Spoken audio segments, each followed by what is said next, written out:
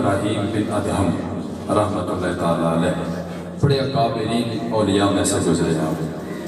یہ نا بادشاہ تھے، ایک سلطان تھے، بادشاہ تھے۔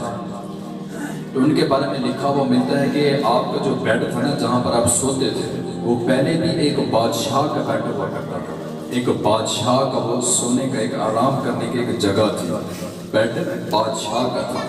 لیکن اس کے بعد بھی اس پر ہر روز سونے سے پہلے جو ان کی لونڈی تھی، جو ان کی غلام تھی، جو ان کی خادمہ تھی، 100 کلو جو ہے نا گلاب کی پتیوں کے پھول جو ہے نا وہاں پر بچھایا کرتے تھے۔ مطلب 2.5 من پھول بچھائے جاتے تھے کہ بادشاہ اس پر آ کر سوئے گا۔ وہ اتنا عیاش پرست بادشاہ تھا۔ لیکن ایک دن کیا ہوا کہ اس خادمہ نے جب پھول بچھائے نا بیڈ پہ، تو وہ بیڈ بھی بڑا کمال کا تھا، وہ ہمارے جیسا نہیں تھا، وہ بادشاہ کا تھا۔ اس نے جب پھول کی پتیاں بچھائی نا تو اس نے کہا کافی زندگی گزر گئی ہے اور میں یہاں پر پھول کی پتیاں بچھاتی ہوں، ذرا آج بیٹھ کر دیکھوں تو صحیح کہ سکون کتنا ملتا ہے، کتنا لذت آتی ہے یہاں پر۔ تو وہ خادمہ جو تھی سارا دن کام کر کے تھکی ہوئی تھی، جب وہ بیڈ پر بیٹھی نا تو اس کو نیند آ گئی، ادھر ہی سو گئی۔ پھر بادشاہ آ گیا اور ساتھ اس کے غلام، وزیر، مشیر سارے بندے ساتھ تھے، بادشاہ کو کمرے تک چھوڑنے کے لیے آ رہے تھے۔ جب بادشاہ نے دیکھا کہ ایک خادمہ ہو کر میرے بیڈ پر سوئی ہوئی ہے تو زور سے جھڑکا، اس کو دھکی لگائی اور وہ خادمہ بڑی جناب ڈری ہوئی حالت میں اٹھی اور معافیاں مانگنے لگی کہ بادشاہ سلامت مجھ سے غلطی ہو گئی، میں سونے کی غرض سے یہاں پر نہیں لیٹی تھی، اس لیے بیٹھی تھی، میری آنکھ لگ گئی۔ تو اس بادشاہ نے جو اس کے ساتھ اس کے جو غلام جو خادم آئے تھے ان کو کہا کہ اس خادمہ کو اتنا مارو اتنا مارو اتنا مارو کہ اس کی چمڑی اجھیڑ دو، کہ اس کی اتنا جرت کہ یہ بادشاہ وقت کے بیڈ پر سوئے۔ تو یہ تاریخ میں لکھا ہوا ملتا ہے کہ جو ان کے خادم تھے انہوں نے اس لونڈی کو اتنا مارا کہ اس کی چمڑی اجھیڑ دی۔ وہ پہلے روتی رہی، چیختی رہی، چلاتی رہی اور صدائیں لگاتی رہی کہ بادشاہ سلامت رحم کرے مجھ پر، لیکن اچانک سے وہ چپ ہو گئی اور ہنسنے لگ گئی۔ پھر بادشاہ بڑا پریشان ہوا۔ بادشاہ نے کہا کہ ابھی تو رو رہی تھی، ابھی مار تجھے لگ رہی ہے تو ساتھ ہی تو ہنسنے لگ گئی، یہ کیا بتا کہ تو روتے ہوئے ساتھ ہی ہنسنے لگ گئی؟ تو وہ کہنے لگے کہ مجھے نا ایک بات یاد آ گئی جس وجہ سے میں ہنسنے لگ گئی۔ تو بادشاہ آگے سے کہنے لگا کہ کون سی بات ہے؟ تو وہ لونڈی کہتی ہے کہ میرے دل میں جب یہ بات آئی کہ اللہ کی نیک بندی تو صرف کچھ لمحہ یہاں پر بیٹھنے کی غرض سے یہاں پر لیٹی تھی تو تجھے نیند آ گئی اور تجھے اتنا سزا مل رہی ہے، تو ذرا سوچ تو صحیح جو اتنے سالوں سے اس بستر پر لیٹ رہا ہے، قیامت والے دن اس کے ساتھ کیا ہوگا؟ قیامت والے دن اس کے ساتھ کیا ہوگا؟ یہ تو صرف ایک لمحہ سونے کی اتنا بڑی سزا ہے۔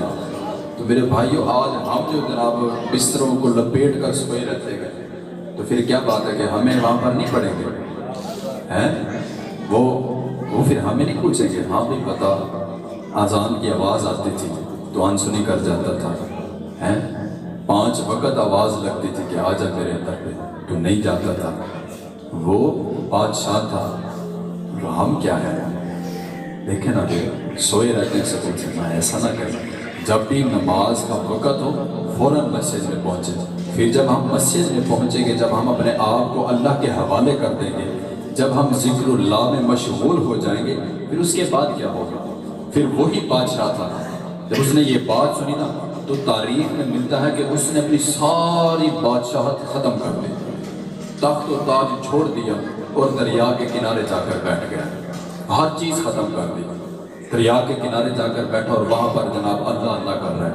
ایک بادشاہوں والی زندگی چھوڑ کر ایک فقیروں والی زندگی جی رہا تھا بندہ، ایک بات دل پہ لگی تھی، ٹھیک ہے نا، ایک بات، اور وہ فقیروں والی زندگی جی رہا تھا۔ ایک دن وہی بادشاہ سلامت حضرت سلطان ابراہیم بن ادہم رحمۃ اللہ تعالیٰ علیہ، آپ دریا کے کنارے نا، وہ پہلے جو فقیر ہوتے تھے نا ان کے پاس ہوتی تھی گدڑی، وہ موٹا سا لباس ہوتا تھا، اس کو وہ نا پیبند لگا رہے تھے، سی رہے تھے، سلائی کر رہے تھے۔ تو آپ کے ماموں جان وہاں سے گزرے، کہنے لگے کہ ایس ابراہیم یہ کیا حالت بنا رکھی ہے تو نے؟ آج بھی تاج و تخت تیرا انتظار کر رہا ہے، چل وہاں پر بادشاہت کا۔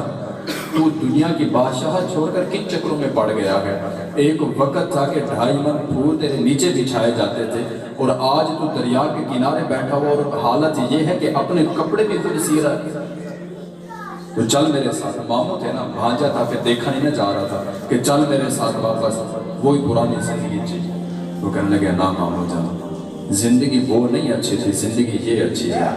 تو آپ کے ماموں جان کہنے لگے وہ کیسے ہے؟ تو وہ تاریخ میں لکھا ہوا ملتا ہے کہ جس سوئی کے ساتھ وہ گدری سلائی کر رہے تھے، انہوں نے وہ سوئی جو ہے نا وہ دریا میں پھینک دی۔ پھر بعد میں حکم دیا کہ اے دریا کی مچھلیوں، میں تمہیں اللہ کے حکم سے یہ حکم دیتا ہوں کہ میری سوئی جو میں نے یہاں پر پھینکی ہے دریا میں، میری سوئی واپس لے کر آؤ، ٹھیک ہے نا؟ میری سوئی مجھے ڈھونڈ کر دو، مجھے واپس لا کر دو۔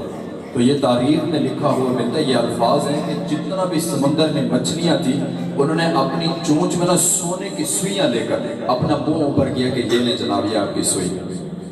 تو وہ جو بادشاہ تھا وہ کہنے لگا نا یہ تو میں چھوڑ کے آیا ہوں یہاں پر، پھر وہی چیز میرے سامنے آ رہی ہے نا، بلکہ جو میری سوئی تھی وہی مجھے لا کر دو۔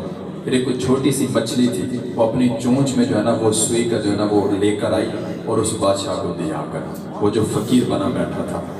پھر وہ سوئی جب ملی تو اپنے ماموں جان کو، وہ جو بادشاہ سلامت حضرت سلطان ابراہیم بن ادہم، وہ کہنے لگے کہ ماموں جان آپ بتائیے، جب میں تاج و تخت میں بیٹھا تھا تو وہاں پر میری جناب عزت کرتے تھے صرف میری مال و دولت کی وجہ سے، میرے روب کی وجہ سے، میری دہشت کی وجہ سے، وہ بھی صرف میرے محل میں میری عزت ہوتی تھی جب تک میں بادشاہ تھا۔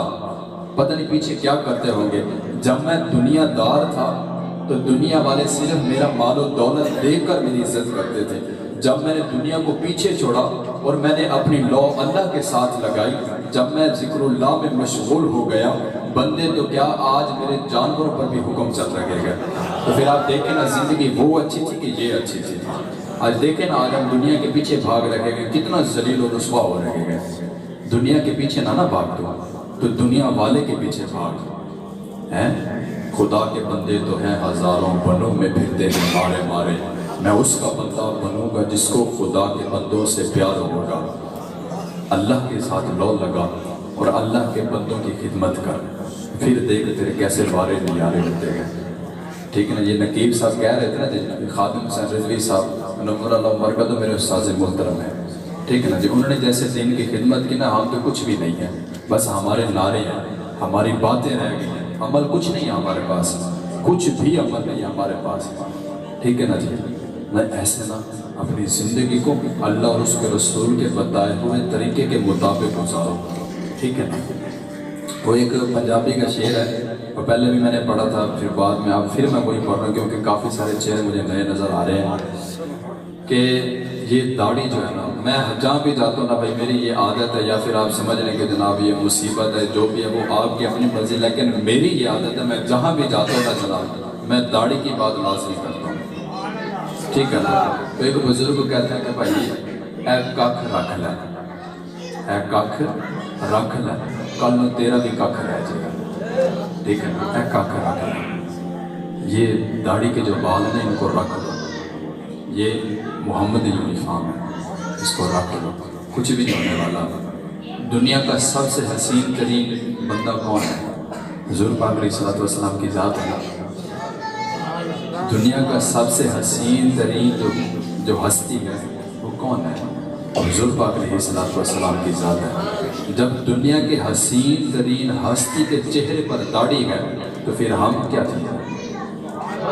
ہم کیا چیز ہے کہ ہمارے منہ پر داڑھی نہ ہے تو کس خوبصورتی کے پیچھے بھاگ رہا ہے؟ مرد کی خوبصورتی داڑھی میں ہے، داڑھی رکھ کے تو دیکھ، پھر دیکھ کتنا انعام ہوتا ہے۔ پھر ہمارے بہانے بڑے عجیب سے ہیں، وہ قاری صاحب اگر ہم داڑھی رکھیں گے نا جناب پھر ساری دیہڑی دکان پہ بیٹھنا ہوتا ہے، جھوٹ بولنے پڑتے ہیں، پھر ہم داڑھی بھی رکھیں پھر جھوٹ بھی بولیں، پھر وہ دنیا دار میں کہتے ہیں جو گاہک سودا لینا تھا کہتا ہے او بھائی شرم کر، اتنا بڑی داڑھی رکھی ہے، گیٹ جتنی داڑھی ہے تیری بھائی اور جھوٹ بول رہا ہے تو۔ پھر میں ان کو کہتا ہوں کہ بھائی یہی تو وجہ ہے نا بھائی، اگر داڑھی رکھے گا تو گناہوں سے تو بچے گا نا، 1 دن 2 دن 3 دن 4 دن تو یہ شرم آ جائے گی کہ یار اب جھوٹ نہیں بولنا، اب بس جو ہے ویسے کرنا ہے۔ میرے بھائیوں داڑھی رکھو، نماز کی عادت ڈالو اور مسجدوں کو آباد کرو۔